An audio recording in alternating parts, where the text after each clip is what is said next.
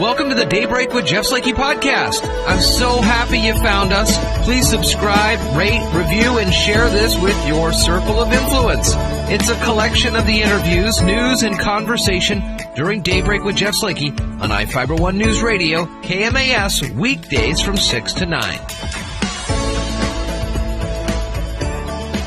Okay, Thursday morning to you. It's starting off and we'll get pretty warm today and through the rest of the week. I think as we bring Spencer in here, good morning, sir. You were teasing me with a 90-degree temperature on Monday? Yes, if everything holds, at least for now, Monday is going to be the hottest day at 90. And today and tomorrow, the last 70s we're going to see for a few days. So enjoy the cooler temperatures. I am usually not someone that makes these huge pronouncements, but Monday is my birthday, and my birthday wish to you is to not make it 90. Okay. That's way too hot. Well, I'll be doing the show, and I'll be collapsed over the console there from the. You got to make sure the air conditioner's working. Remember to turn on the AC. That's exactly right.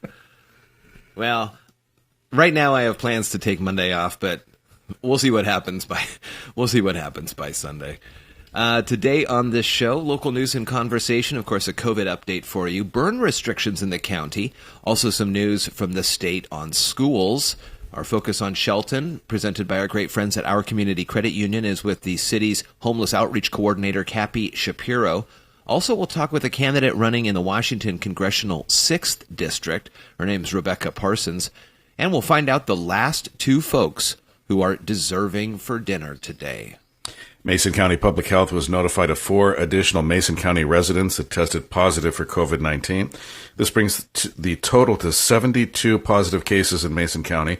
Mason County Public Health continuing contact interviews. The patients, a male in his 20s and a female ranging from 0 to 19, and 2 females in their 40s, are currently isolating at home. Yeah, they have that low age range for privacy and all that, sure. 0 to 19.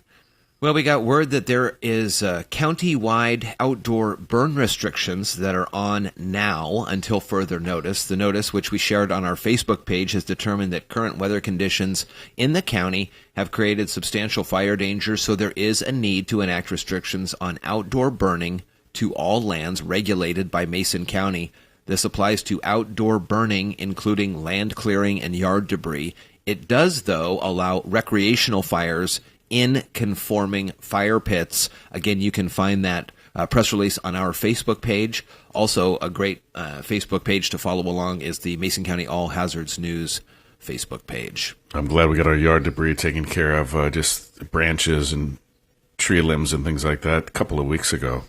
And we do have the thing on this, too, is that, you do a lot of work on this, and so then you gather all the brush, and that's a huge component of it. Yeah. And then if you don't take care of it, or if you've gathered the brush and then this restriction gets enacted, that's a pile of tinder dry. I mean, you got to really be aware then. I don't know if it's better than go back out, in the back 40 and spread that a little bit, because you don't want to just sitting there, right, and then something to happen, on its own. Absolutely. Or maybe, I wonder if watering it down would help, kind of like the logging places do.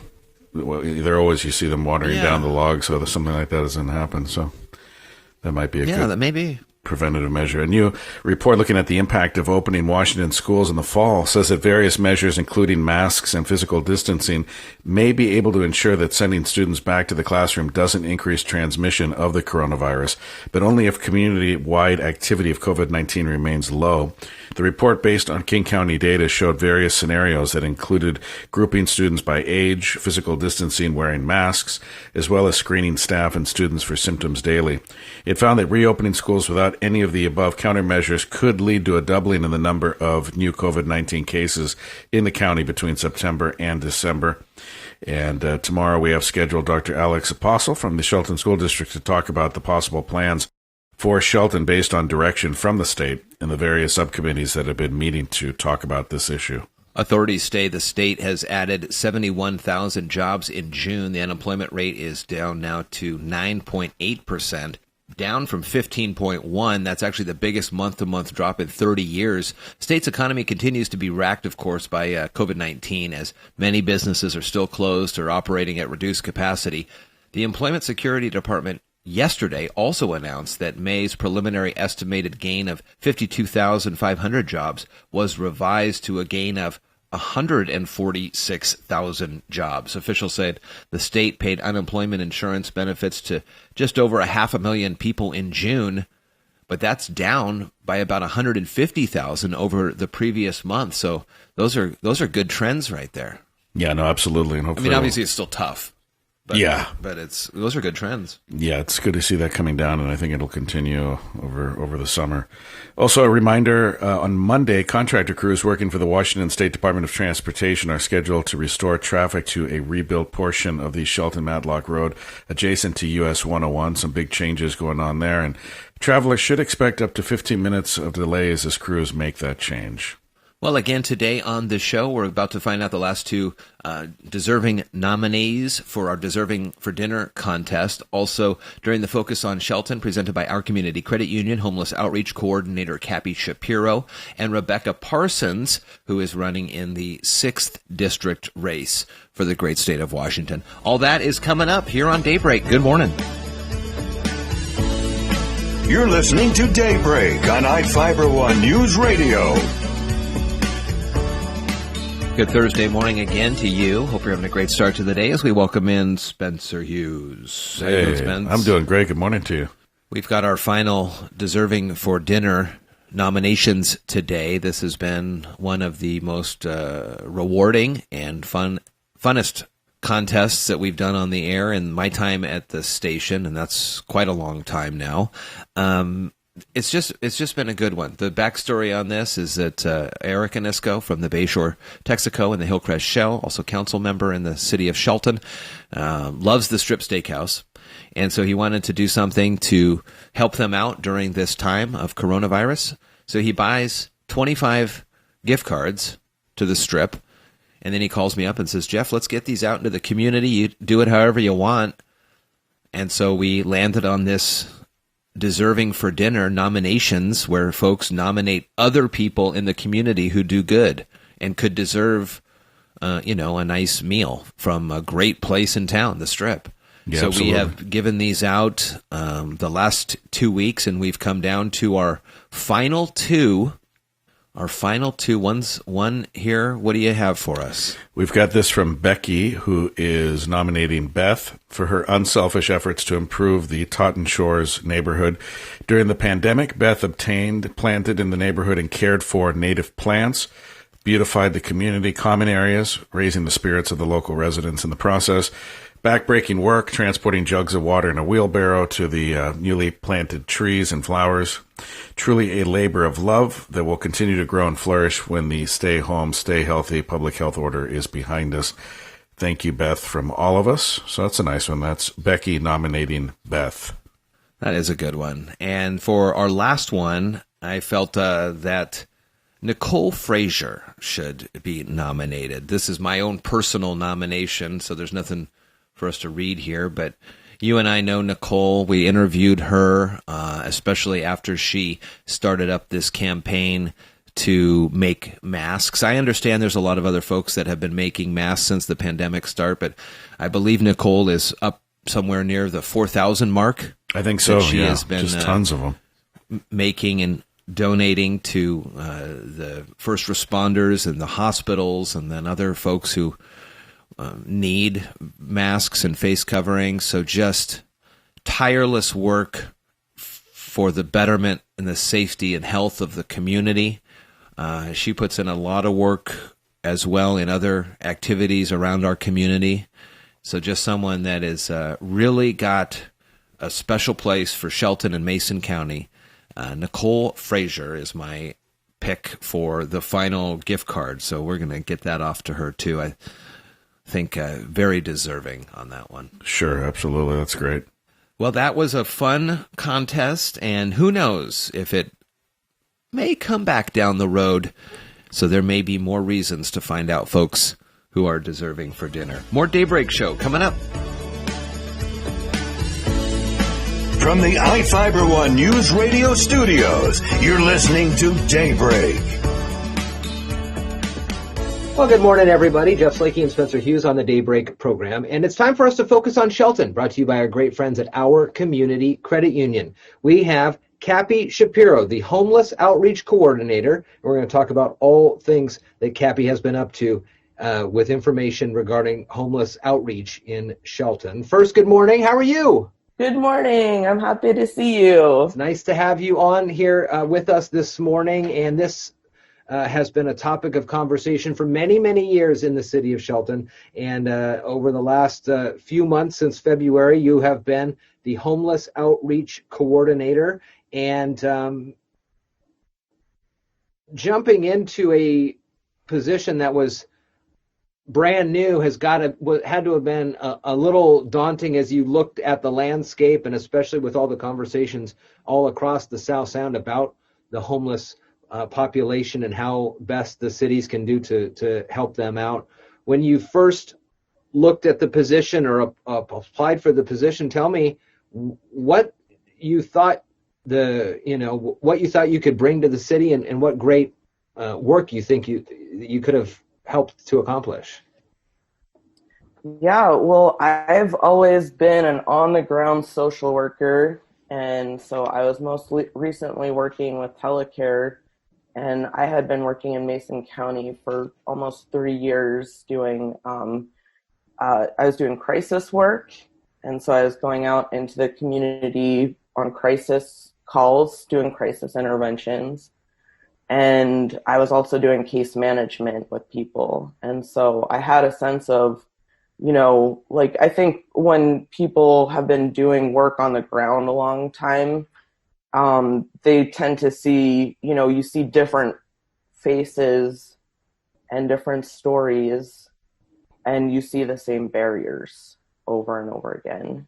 One of the things is you brought up Telecare and the evaluation and treatment that's going on pretty much across the street from us, the old PUD 3 building on Coda. There's been a lot of great work over the last couple of months to integrate some of the city services and to have the evaluations down there. Tell me about that.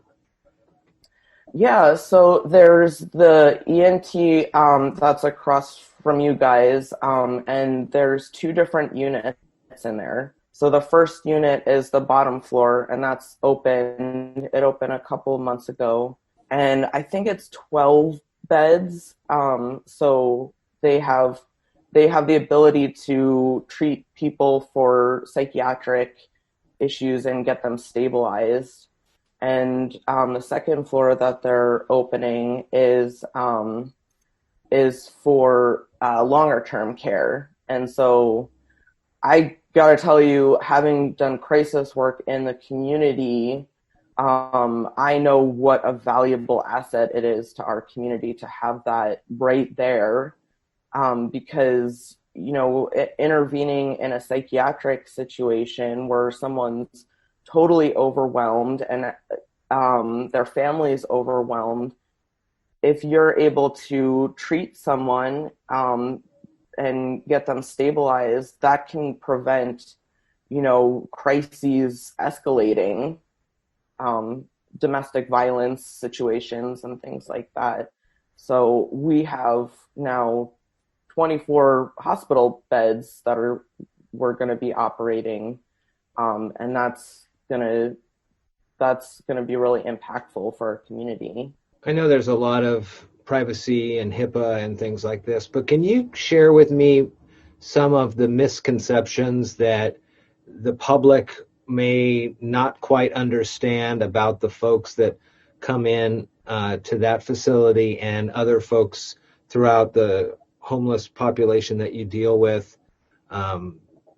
Just any of the kind of the broader misconceptions that since you're on the front lines, you see that that may be not what folks think is actually how it is. Well, you tell me, what are the misconceptions? You would think some of them that there are folks that come in that they are maybe beyond help, or it's better just to lock them up, or there's no help available in Shelton, or folks are maybe not out to help themselves. Over the years I've heard all of the reasons for folks and help on this. Yeah, I mean, people face stigma on top of everything else that they face. And yeah, I think that there is maybe some lack of empathy. I mean, I work with the family members too, and the people who are maybe having a mental health crisis with their families. And it's really, I mean, it's a hard issue for everyone to manage together. And as a community, I don't think, like you're speaking to the misconceptions about like mental illness and, the populations we're talking about. And I mean, I just think about what's going on. I don't want to get too far out there, sure. But well, I mean, you said empathy. I think that's a great launch pad for folks to try to put their shoes, your feet in someone else's shoes for a day, and try to understand a little bit about the barriers and the backgrounds that folks have. Behind the doors, everybody has struggles that are going on.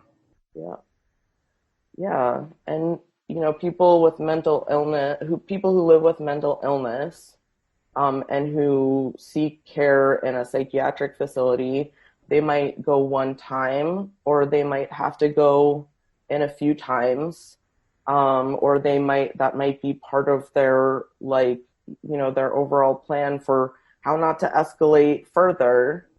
And so, some people live with chronic mental illness, and I think there's a distinction there between a chronic mental illness and someone, who experiences like something really overwhelming and has, needs some psychiatric care. That can happen too. And so, I reach for the empathy. And I wonder, I feel defensive when I talk about people who experience homelessness, experience mental illness, because I feel that stigma. Sure.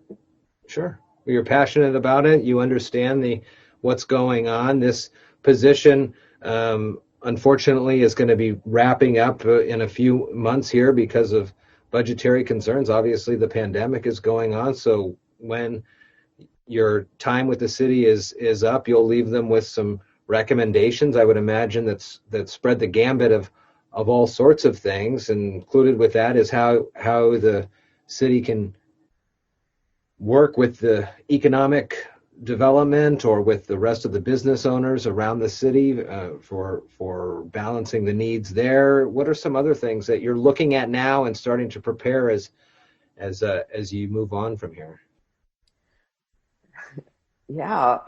So my position is ending, and it was not intended to be a 6-month position, but that's what it's ending up being. And, the city is finding itself in a position that a lot of other municipalities and businesses and families are finding themselves in. It's going to be a tough couple months and into the years as we get a handle on all this stuff. Yeah. And so, I'm treating this as I'm a consultant here, and so I'm going to give my recommendations. And you asked me how it was like getting into the city, like when I first started my job, and they're just like, it's a totally different language that, from like social work sphere to city politics sphere. And so,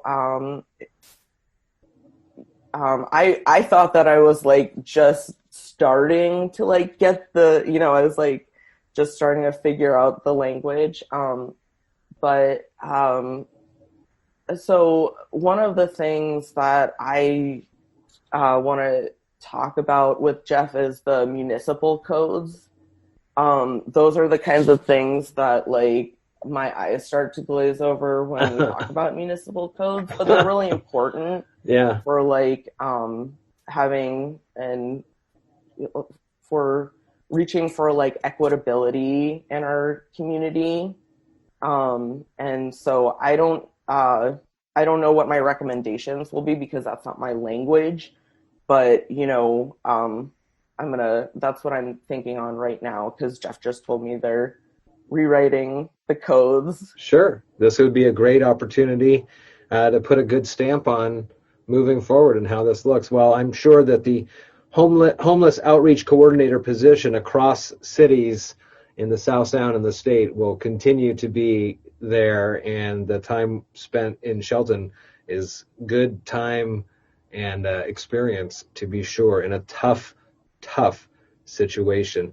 There's a lot more that's going on with the city of Shelton. Of course, we continue these interviews weekly here on the Daybreak Show, brought to you by our great friends at our community credit union. But we've been talking this morning with Cappy Shapiro, the homeless outreach coordinator, who is helping us out understand a little bit more about what's going on in downtown Shelton. And there's a lot of challenges, there's a lot of issues, and this is only the start of a much larger conversation, especially in Shelton. Cappy, it was good to see you. Yeah, you too. Too bad not in studio, but Yeah, well, it's nice to see your face. Still works. And thank you for sharing some information on this. And when are you all done here? End of August or something? I'm in the beginning of August. You'll be out at the end of beginning of August, so almost done here. Well, thank you so much for the work that you put into the city, and it's a tough position, I'm sure. And hopefully we'll get somewhere down the road on this big issue for the city of Shelton. Cappy Shapiro. Oh, go ahead. Thank one more. I'm sorry. I didn't really get to say anything about the community partners that I work with. Well, is it okay if I go for something? it. Tell us who they are. I know there's great ones. Yeah, well, that's the reason why I applied for this position in the first place, was because I know that there are so many amazing people who are among some of my heroes. Community Lifeline, and Turning Point, and Crossroads, and Crazy Love, and I just have, I have a lot of love for the people who are doing the work, and I have a lot of confidence in the work that they're doing, as we're moving forward. Those are some great organizations that really put a lot of hard work and effort into the community. Those are good to mention for sure. Cappy, thanks for being on with me. Thank you for having me. Have a great one. Yeah, you too. I-Fiber One News Radio, 1030 KMAS and FM 103.3 presents Daybreak. Well, good morning, everybody. It's Jeff Slakey and Spencer Hughes on the Daybreak Show. I have a great honor now to talk to a candidate fronting the 6th District. It's Rebecca Parson. Rebecca, how are you? I'm great, Jeff. Thanks for having me on. I am looking forward to talking with you and getting to know you a little bit better here this morning. First things first, let's just talk about you. Tell us a little bit about yourself. Yeah, so I'm running for Congress in the 6th District, which is Tacoma and the Kitsap and Olympic Peninsulas. And I'm a commissioner on the Tacoma Commission on Disabilities, where I chair the committee working to bring a wheelchair accessible taxi service to Tacoma. I've served as a court-appointed special advocate for kids in foster care in Pierce County, a co-leader of Indivisible Tacoma. I've helped raise money for people detained in Tacoma's private immigration detention center, and a lot of stuff over the years. And I've been fighting for progressive democratic values for my whole life. And now I want to fight for them in Congress. And that's why I'm running for Congress in the 6th District. The 6th District, currently held by a Democrat. Tell us a little bit about the reasonings to challenge them. Yeah, well, our district, it's a very safe Democratic seat. It's been blue for 55 years. And we have a lot of needs across the district that aren't being addressed right now, including Tacoma, Aberdeen, Bainbridge, Neah Bay, Bremerton, a lot of variety in places in the district. Yet we have some common struggles that we're facing across the district, one being housing, both with rising homelessness and also just unaffordability for both people who rent and people who pay mortgages. For example, in Aberdeen, there's a population of 16,000 and 1,000 people are homeless. So when you have 1 in 16 people in the town homeless, it's clear something's not working there.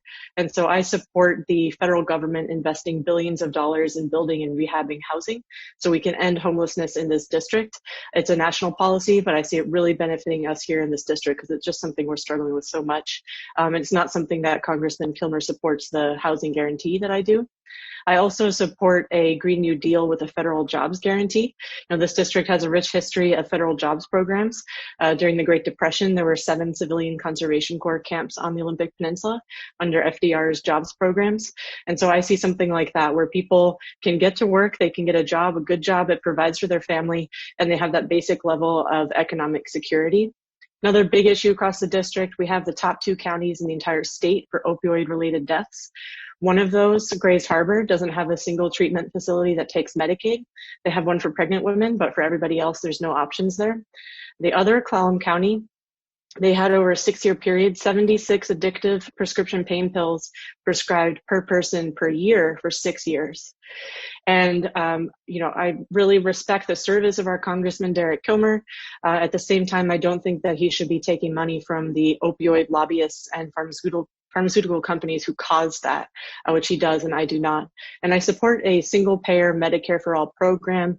What that means in short is basically that anybody can see the doctor or go to the hospital when they need it without any copays, deductibles, or premiums. And it would actually save money over what we spend on healthcare right now. Those are some of the policies I support. Another key thing to know about the 6th district is that 24% of our population is on Social Security. 20% is over the age of 65. It's a lot of people, almost a quarter of people in the district, depending on Social Security for their income. And while Representative Kilmer talks about how he wants to protect Social Security, he was the only Democrat in Washington state who joined with Republicans to sign a letter calling for Mitt Romney's plan to cut Social Security. And so that kind of flip-flopping is just so unacceptable to me because, the grandma I met in Tacoma before the pandemic when I was canvassing, living on $750 a month with rent that's $650, she can't flip-flop on paying her rent or living on $100 a month. So those are some of the key ways that I'm different from our current representative, Derek Kilmer. And the policies I support really set me apart, and also the fact that I do not take any corporate PAC or lobbyist money. He's taken over $3 million. You can find more of the issues at RebeccaForWA.com. We'll put the links to that in the show notes. How has been the reception to your platform across the district, which is very expansive?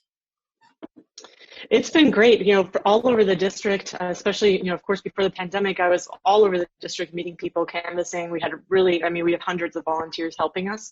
And I found support across the district, both from people who are, they've been spending years contacting a member of Congress, asking him to support things like the Green New Deal and Medicare for All, and finding that he won't. And then also people who are busy living their lives, working their job, trying to get by, many people, multiple jobs trying to get by.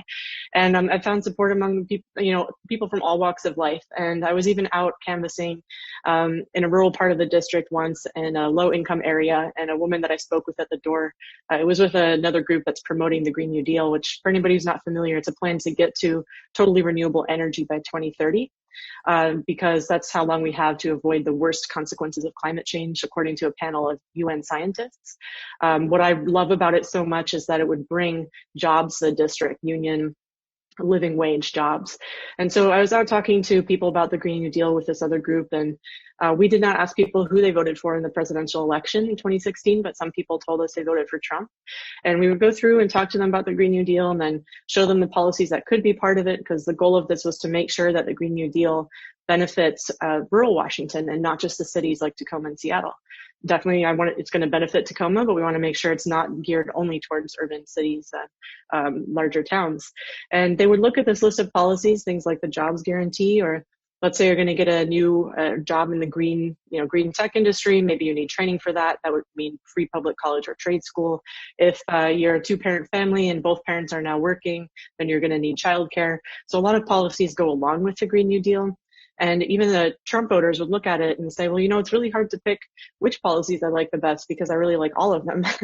And so I have found support for these policies, and it's just kind of about setting aside the partisanship and just talking about the policies that will help people's lives the most. I think one of the big issues towards the ballot box this year obviously will be the coronavirus, and it's tough to, backtrack and look at what ifs and things like that. But if we were, how would some of your platform issues help us navigate through the current situation we are seeing? I noticed, like you said, healthcare.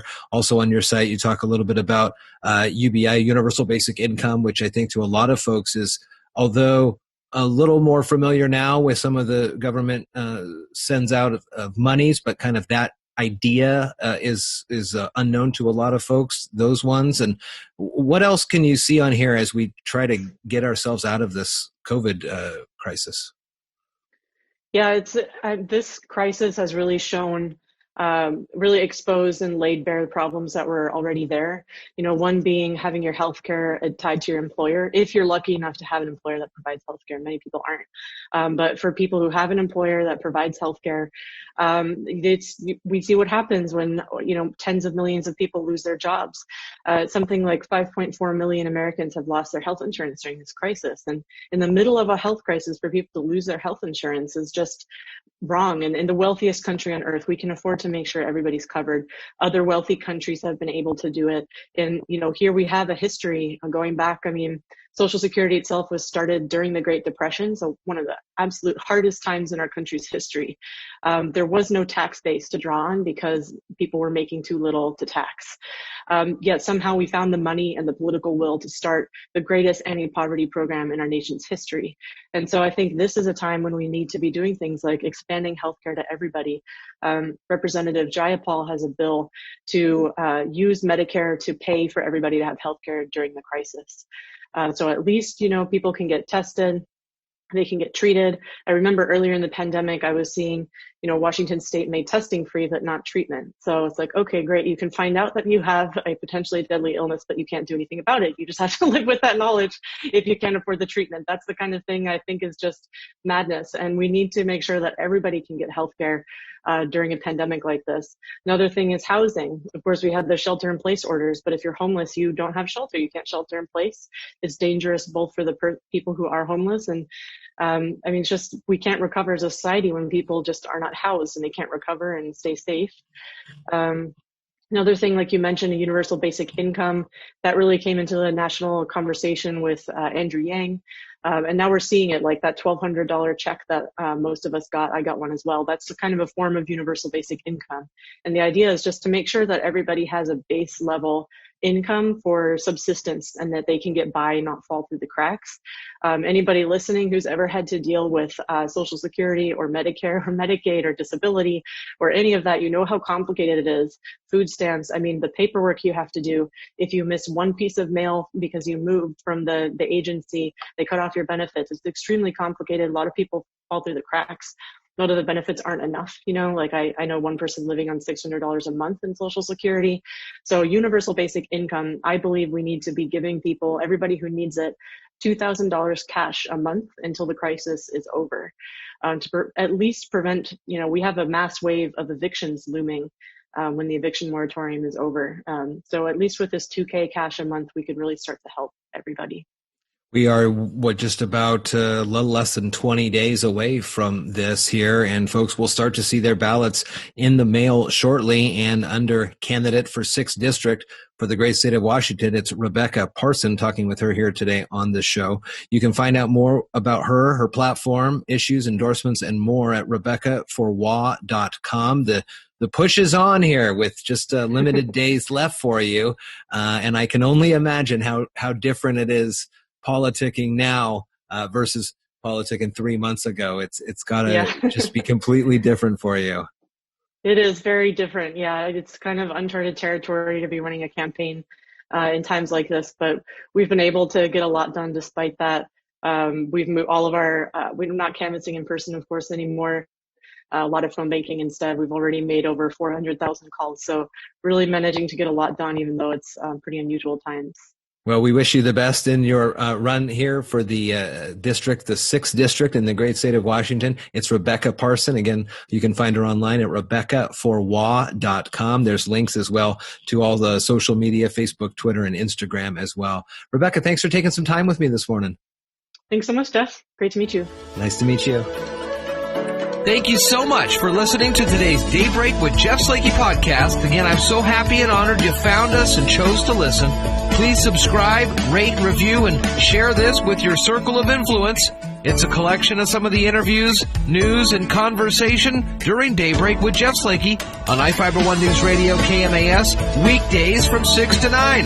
Thank you so much again, and talk with you next time.